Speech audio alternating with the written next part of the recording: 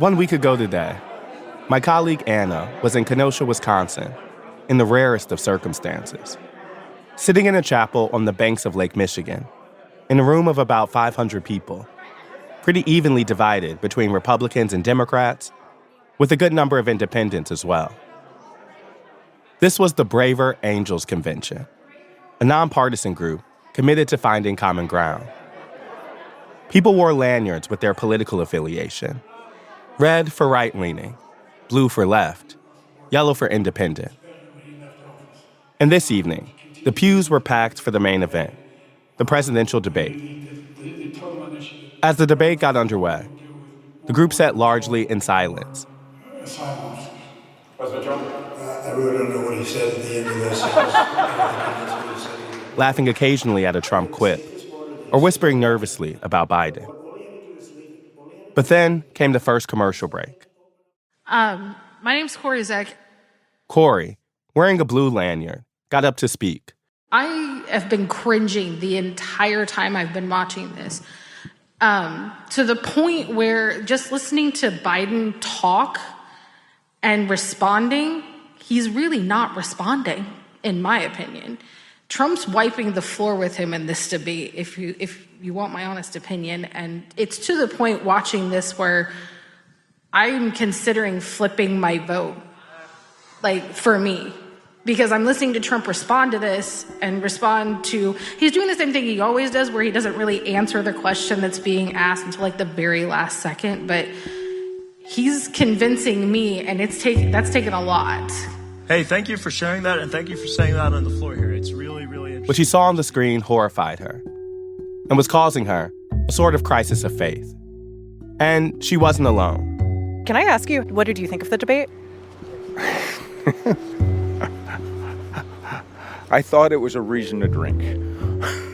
Not at the Braver Angels Convention. I wanted to, just lay down and cry because I'm I don't want either of these people as my president. Why can't we have someone better? And not nationally. The latest national poll from the New York Times and Siena College shows Trump leading Biden by 9 points among registered voters, a significant shift in the week since the debate. But what's also become clear, in the short time since the debate, is that no matter the public's reaction to Biden's performance, there's no clear path to replacing him as the Democratic nominee. And those in top positions in the Democratic Party have continued to rally around him. So, when I arrived to the conference, the day after the debate, I thought the Braver Angels could serve as a focus group of sorts, albeit a hyper-engaged one, given that they've all chosen to spend their free time debating policy issues and politics. This unique political moment exposed the gap between voters and party leaders. Now that it's out in the open, what, if anything, comes next? Today, has Biden's debate performance made his campaign untenable? From the New York Times, I'm Astead Herndon. This is The Run-Up.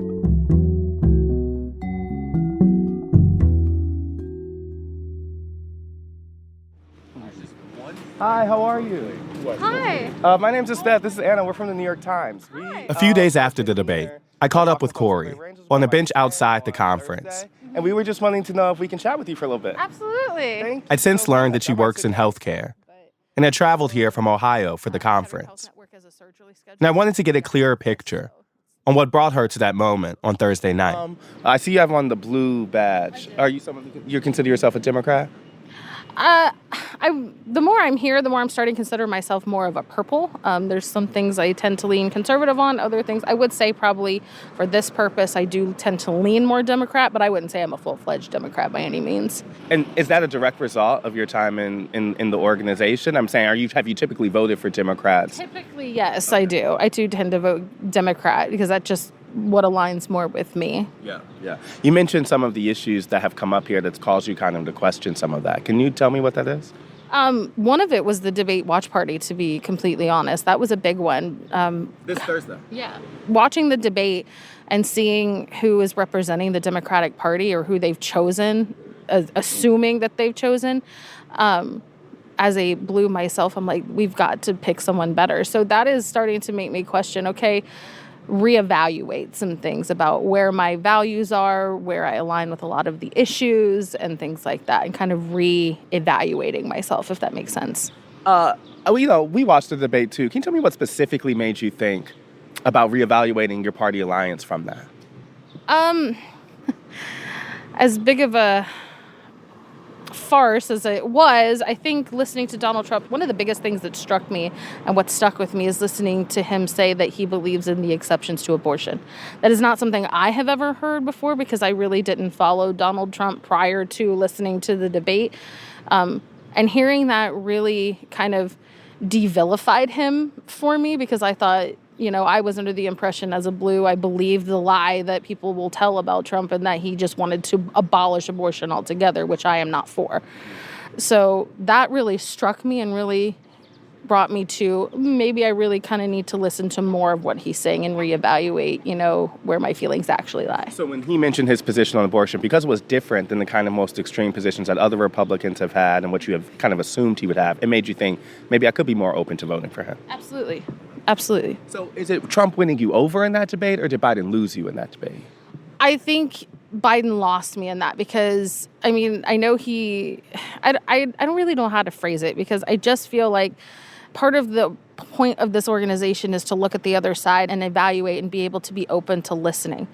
And, I'm not fully committed to switching my vote yet, but I am considering it. I'm doing, I still have to do more research and I want to listen to the next debate that happens. And after that, I'm pretty sure I'll be able to make my final decision on whether or not I'm going to switch. So right now you feel like you moved from saying, I'm going to vote for Biden to being more undecided. Yes. So much of the debate reaction has been about Biden's presentation. Did that factor into it for you or was it really a policy thing for you? I think it was a combination of both. It just made me feel sad for him because for me watching the debate, it felt as if he was clearly forced to be there. I think he loves this country. I think he wants to do what's best, but I don't think he has the mental capacity. I think the debate really showcased that. I think seeing Trump being a little bit younger and in much better health, much more able to articulate, even if it, wasn't always the nicest, I think that does play a part in that for sure. I imagine it's not just one issue for you when you think about the office. So I can see how Trump can kind of win you over on abortion, but he certainly has, doubled down on some of the things that he's always been about kind of harsh immigration policy, refusal to accept the results of the election. How do you square your kind of openness with him on abortion to, I imagine, what are some of the things that still make you uncomfortable about him? That's a good question, and one that I really think needs more thought for me to answer in any kind of intelligent way. What I will say is that I had voted for Trump in 2016 and then watched the 4 years. I didn't like what I saw character-wise, and I think that's where I'm having to reevaluate because a lot of why I didn't like Trump came from his character flaws. He is not a nice person. He is not someone that I would enjoy talking to if I saw him on the street. But if he's doing what is best for the American people, then that's something that I don't want to say I'm willing to overlook, but let slide for the purposes of bettering the country as a whole. Did you vote into the 2020 election? I did. You voted for who? Biden. You voted for Biden in 2020. So we went from Trump to 16, Biden 2020. Biden has made the argument that character matters. It seems for you, though, it's kind of sliding in the rank of priorities. Is that fair to say? I think it is. I do believe character matters, but part of why people seem to like Trump so much is not necessarily because he's a nice person, but because he gets the job done. And, Biden has his own things that have come out about him, and, those have to be taken into account as well. I think character matters, but I think where they stand on the issues matters a little more at this point. My sister is a very avid Trump supporter. She thinks that he did a lot of good for the country in 2016 when he was elected. I, at the time, did not, and I still stand by that. I don't think he did as much as people think he did. I won't deny that he definitely did some good, but I don't think he is the president that everybody thinks he was during that time. But we've had many conversations about his issue of abortion and where I stand, or, January 6th has been a big one that we've talked about. I definitely think Trump contributed to that. in the way he was talking to people. But then I listened to the debate, and he's like, well, I saw things were getting out of hand. I tried to get help, but the mayor of D.C. didn't want it. So that was another thing that kind of skewed I won't say skewed, but definitely made me think a little bit more. But that's a really good example. January 6th has been a big one. Yes. Mm-hmm. It's interesting, though, because when Trump says that on the stage, you could reject it and say that he's not telling the truth. But you seem to be pretty open to the idea that maybe things were a little different than I had originally thought. Yes. Okay. I believed him. He seemed to come off to me as very sincere in what he was saying, and that really matters to me. At this point in my life, I'm 38, so I've lived a bit of life. I have more life experience. Even from 2016 to now, I've had a lot of life experience. And I think that plays a big part in deciding how to vote. And I mean, people aren't talking about, RFK Jr. and how he should have been up there. And I do believe he should have been up there, and he held his own debate, and I went and watched him, and he's also convincing me, by listening to him. So it's still a really big, it's really up in the air. You at this point, you're considering all three options. Yes, absolutely. That would be accurate. Well, I mean, I thank you for chatting with us. An undecided voter in Ohio means a lot. So, you got a big decision on your hands. Yeah, I've heard Ohio is a battleground state and that it can swing presidencies either way. So it's a big decision for sure. More from Braver Angels after the break.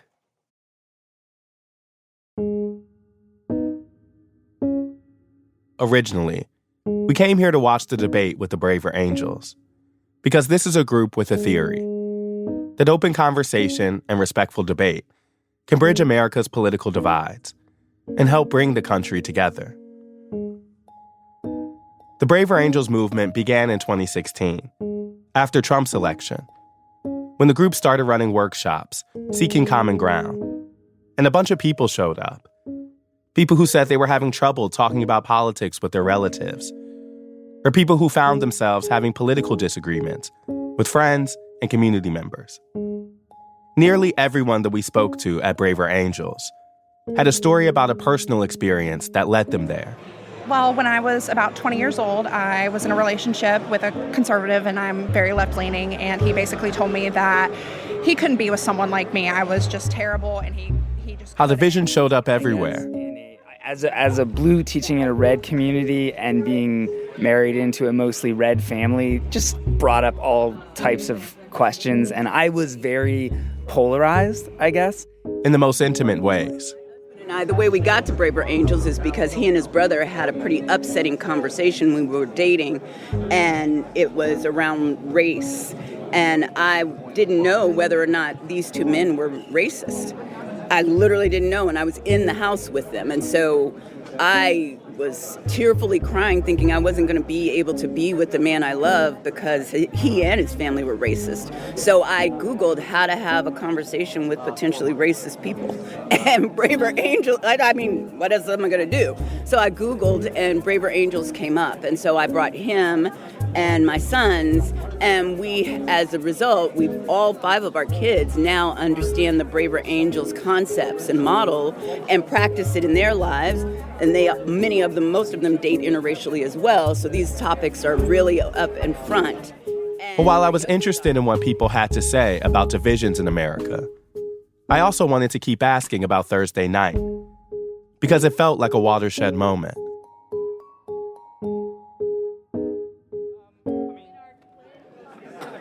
So, during lunchtime, we sought out a table of Braver Angels from different ideological backgrounds and decided to introduce ourselves.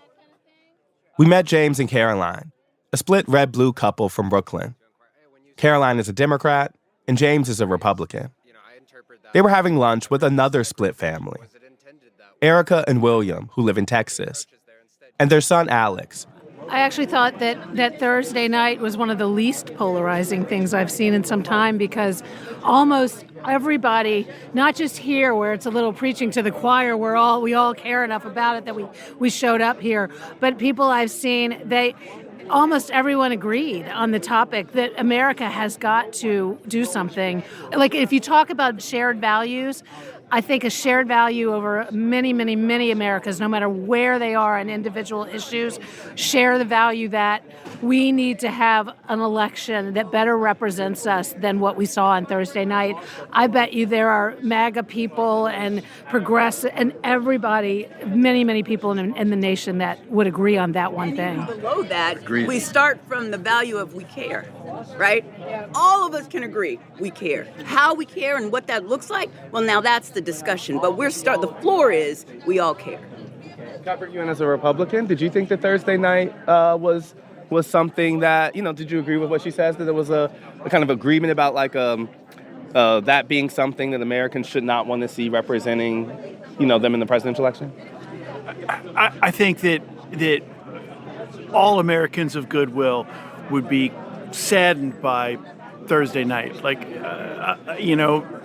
To see our president sort of unable to answer simple questions and all that, I think all Americans would be concerned for him personally, would be concerned for the office of the presidency. I think everyone would agree that it was pretty sad.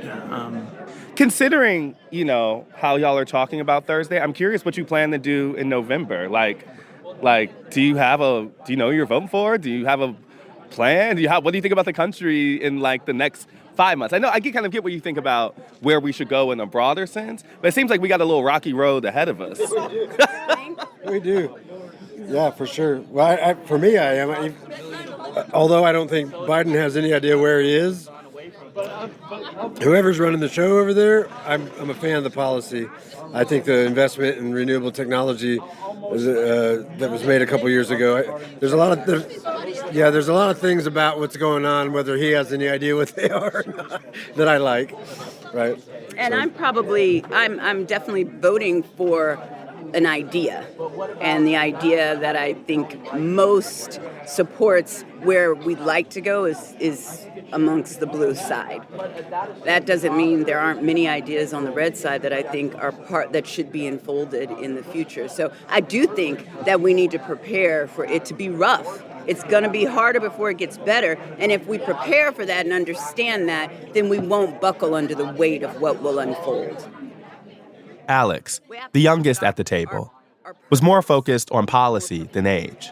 I think I'd fall in line with the, probably if I was to vote, it would be for Biden. I would obviously much prefer better candidate select options. I don't really believe in voting third party necessarily. It's not the most effective use of your vote. I live in Colorado, so it could potentially have an impact.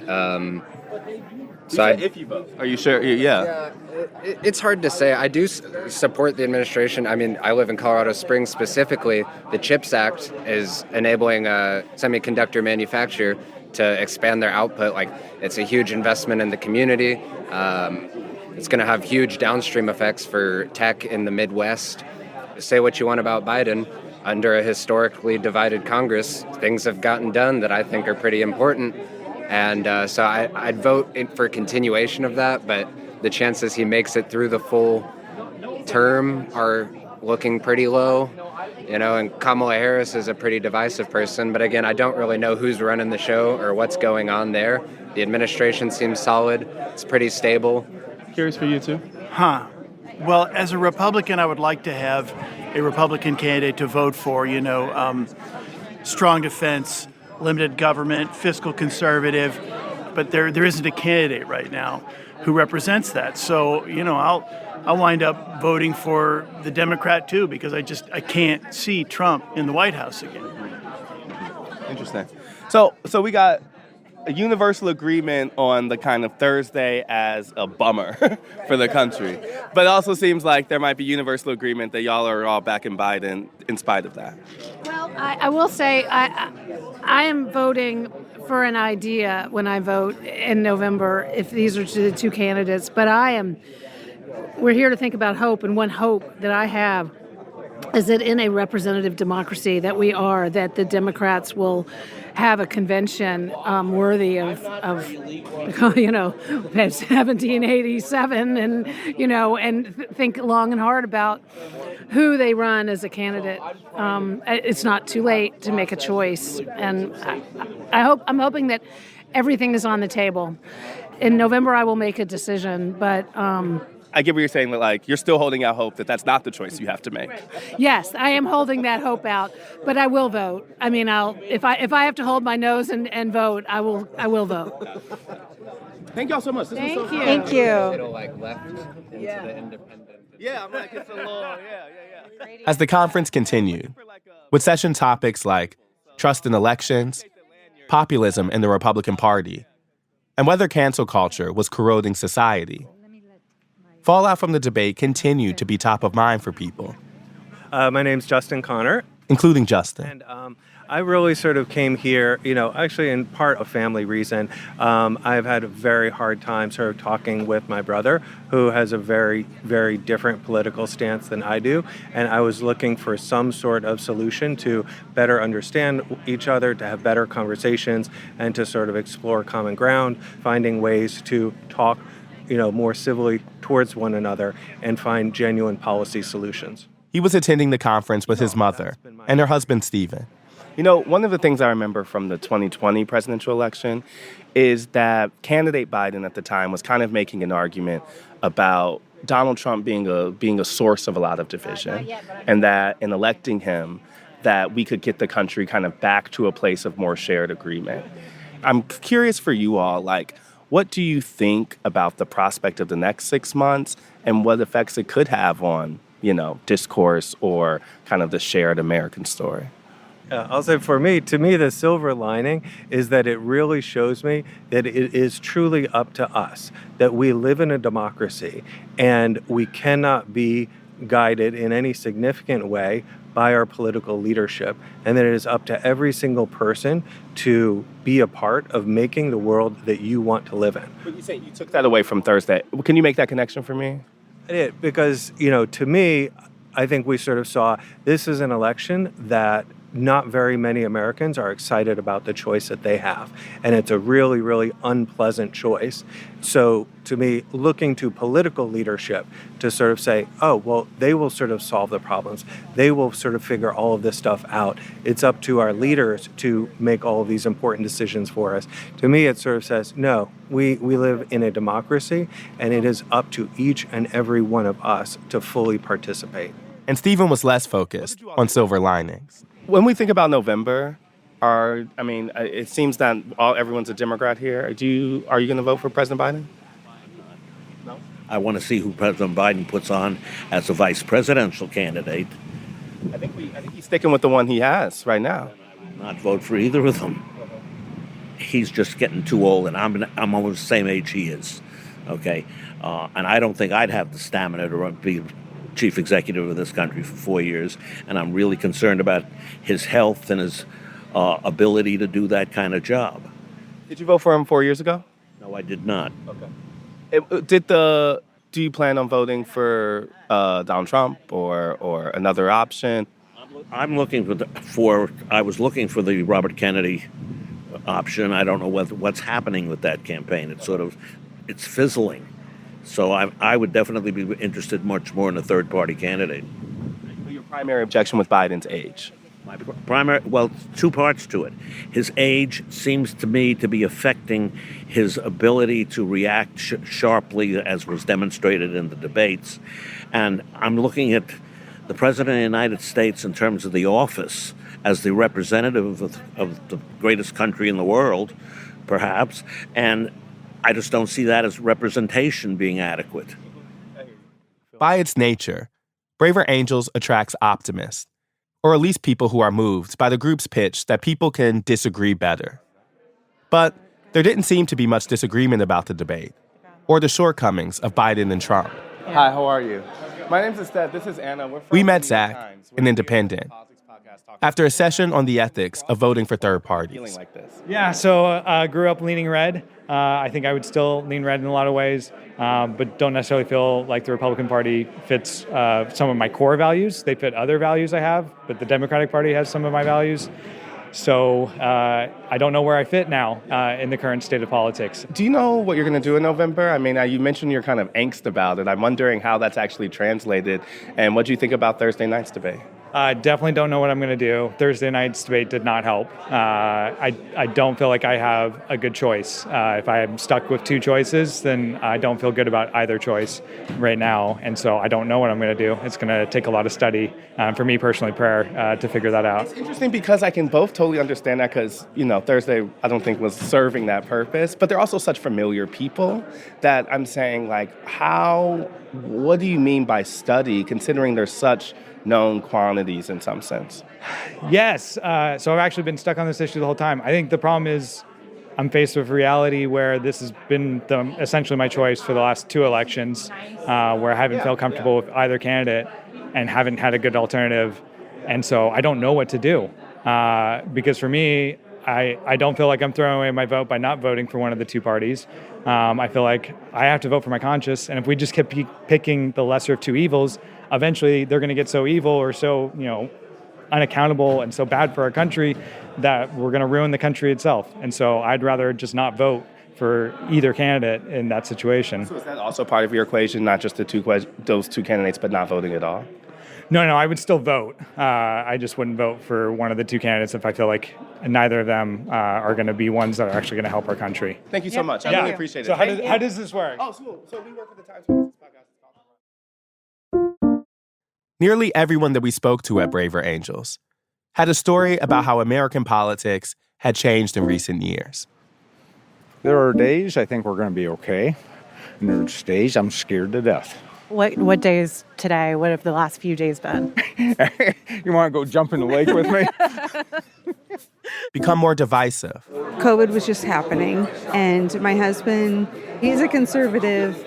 I am a liberal. And we were bickering a lot. I couldn't understand why we were so far apart. We've been married for 23 years at that point, and I thought, wow, this is interesting. But they were also confident that the divisions they experienced are a solvable problem. I ran for office last year on this platform of being civil, my little village council. People like to see what was your opinion on septic tank issues. They wanted concrete things, which I think that's where it starts, because you can't argue with your neighbors all the time. Through working through their own biases, debating, finding common ground, a lot of what happened this weekend.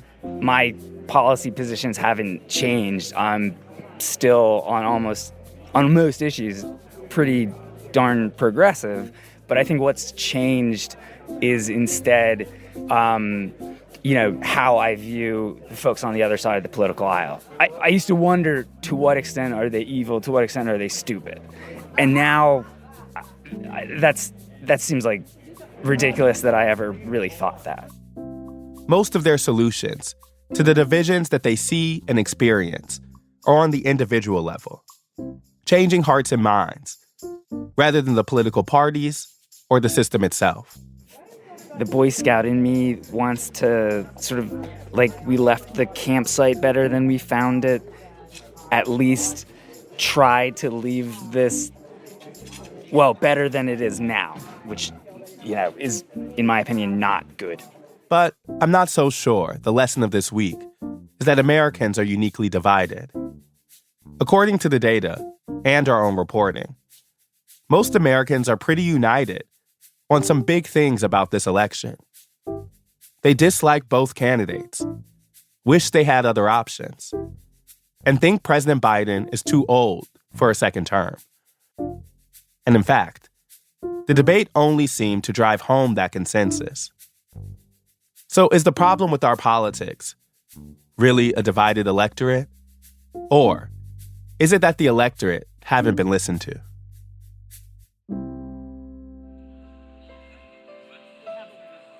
At the end of the convention, the braver angels gathered in the same chapel where they had watched the debate. With no Biden or Trump in the room to weigh them down, the mood was much more hopeful. Everyone has voted. I believe we have a winner. Madam Chair. They decided to prioritize immigration in their workshops. What happens in Kenosha does not stay in Kenosha.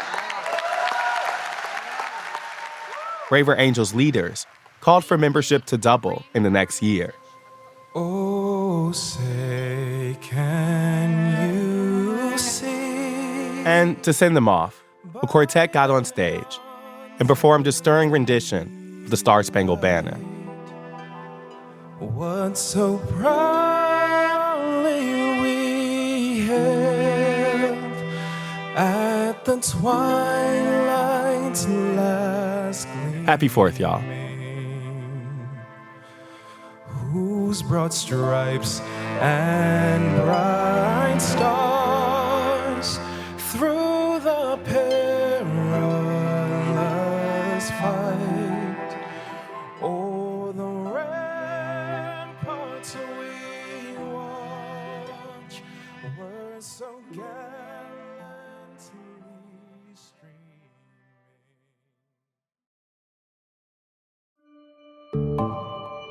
That's the run-up for Thursday, July 4th, 2024. And now, the rundown. This week, in the aftermath of the first debate between Joe Biden and Donald Trump, the New York Times and Siena College conducted a poll. I'm Ruth Agelnick. I'm the polling editor for the New York Times, and I help conduct our Times Siena polls. To help walk through the results, I called my colleague on the polling team. So as we get closer to the election, we are interested in looking not just at registered voters, but also at likely voters, because we're really interested in people who are actually likely to vote in the election. Right now, President Trump is winning by 6 percentage points among likely voters, which is an increase from where he was before the debate. He was up 3 percentage points among likely voters. So depending on how you look at it, that's about a 2 to 3 percentage point gain. Among registered voters, President Trump is up by an even wider margin. He's up by 9 percentage points. That's an increase of where we had him before. He was up 6 percentage points among registered voters before the debate. So it's certainly a wide gap. And, we often talk about margins of error with these things when these races are so close and the candidates are so close together. But when you look at a gap of 9 percentage points among registered voters, that really starts to get outside of the margin of error. And you do actually see that as a lead for Trump and not just a race that's neck and neck. What these results mean for Biden is the million-dollar question. Nationally, it's not great news for Biden, but we are also a country that doesn't vote nationally. We vote in the Electoral College. So I think paying attention to what changes we're seeing in swing states will matter. But I think, this isn't great news for Biden. He lost ground. We have 5 percentage points more voters saying that he is too old. And that was already something that was a majority-held opinion. It's been a majority-held opinion all year. So I think if Biden is trying to change the conversation about his age, about his debate performance, this tells me that that's not happening. And if anything, those ideas are sort of solidifying in the electorate. One big thing we're seeing is more voters are now paying attention from pre to post debate. We had like a 10 percentage point bump in the share of voters who are saying that they're paying a lot of attention. So not only is this a sea change in the debate, but everybody's tuning in. And they're tuning in at this moment that's not so great for Biden, which I think is probably meaningful for the rest of the race. Meanwhile, the president's team has been working to contain the fallout from the debate, reaching out to donors and lawmakers, even suggesting that any dip in Biden's numbers would be the result of, quote, overblown media narratives. They also released an ad. I know I'm not a young man, but I know how to do this job. That directly referenced Biden's age. I know right from wrong. I know how to tell the truth. And I know, like millions of Americans know, when you get knocked down, you get back up. I'm Joe Biden. I approve this message. And on Friday, the president will sit for an interview with ABC's George Stephanopoulos and make a campaign stop in Wisconsin. There are 11 days to the Republican National Convention, 46 days until the Democratic National Convention. and 124 days until the general election.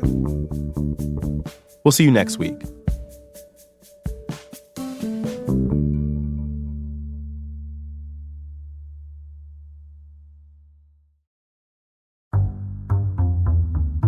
The Run-Up is reported by me, Ested Herndon, and produced by Elisa Gutierrez, Caitlin O'Keefe, and Anna Foley. It's edited by Rachel Dry and Lisa Tobin, with original music by Dan Powell, Marian Lozano, Pat McCusker, Diane Wong, Sophia Landman, and Elishaba Itu.